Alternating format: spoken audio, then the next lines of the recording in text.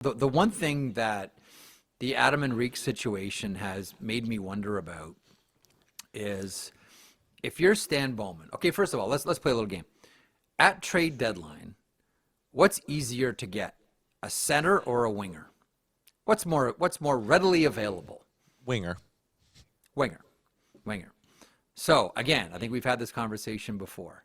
How married are you to Ryan Nugent-Hopkins playing with Connor McDavid on the wing? Or do you say to yourself, Ryan Nugent-Hopkins, third line center, easier to go out and get a winger?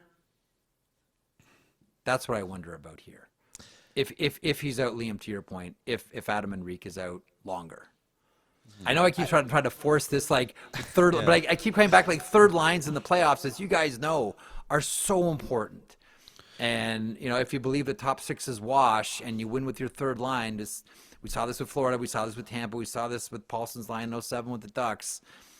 There is history here of doing this. I think yeah.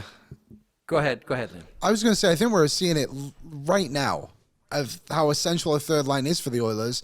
And I don't think any of them will play on the third line for them in the playoffs. And Howard, Roslovic, and Savoy, but maybe one of them. But either way, they're playing better. And now the Oilers' offense has looked significantly better.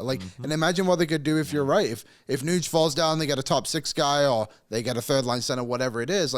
It's clear that needs to be an essential part of the winning recipe. They won't go on a run if they don't find a third line. Yeah.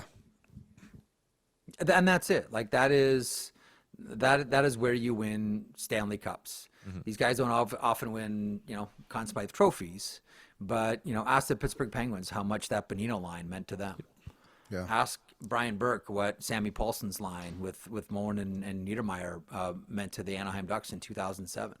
Ask about Listoranen's line last year with the Florida Panthers.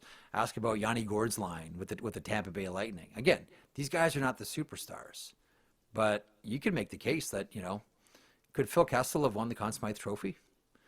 Should have. The Penguins? Oh yeah, oh yeah.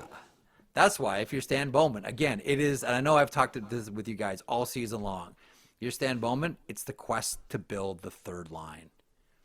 And everything I do think should be in service of building that third line for Edmonton. So crucial to get over that Stanley Cup hump. And I do think this is an organization that you can point to a whole bunch of decisions that Bowman's made. Versatility is something they clearly value. Roslovic, I know he kind of fell into their lap, but can play center, can play the wing. Jake Wallman can play both sides. Spencer Stasny can play both sides. They seem to really value these players that give Chris Knoblauch options. So going into the deadline, hey, that's why Boone Jenner's at the top of my list, because I look at Boone Jenner and go, is he Zach Hyman light next to Connor McDavid, or is he third line center? You know what? Either way, that's a win for us. Go get a guy like that. Let me throw a name at you guys. I want to do this on the sheet tomorrow. I'll do it with you guys here. Yes. If the Winnipeg Jets continue, and I know they play better of late, but if it gets to the point where it's going to be obvious the Winnipeg Jets are not going to make the playoffs, what if Stan Bowman calls Kevin Cheveldayoff about Jonathan Toews? We debated this yesterday. He's looked better as the year's gone on. I think a lot of people are stuck in the.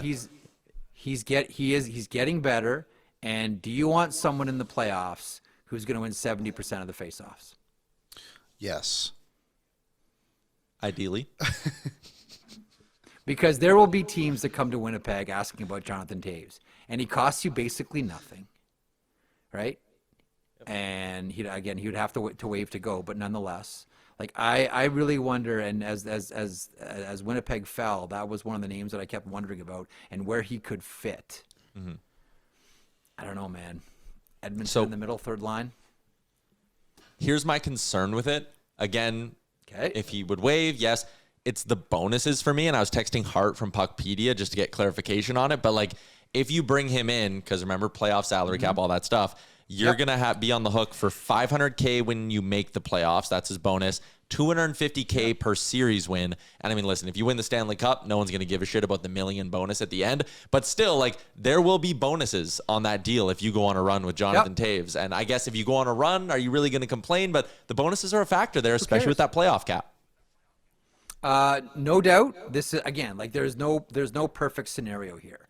And in a lot of these situations, by filling a hole, you create a hole elsewhere. Like I know full well, like if you're gonna move Ryan Nugent-Hopkins down to the third line, you're making a hole, and that's something that has to go out and be addressed. I just think it should be part of the conversation. I really do. And from a tactical point of view, I don't know, man. If you believe you win the Stanley Cup down the middle, as many do, boy, that looks good.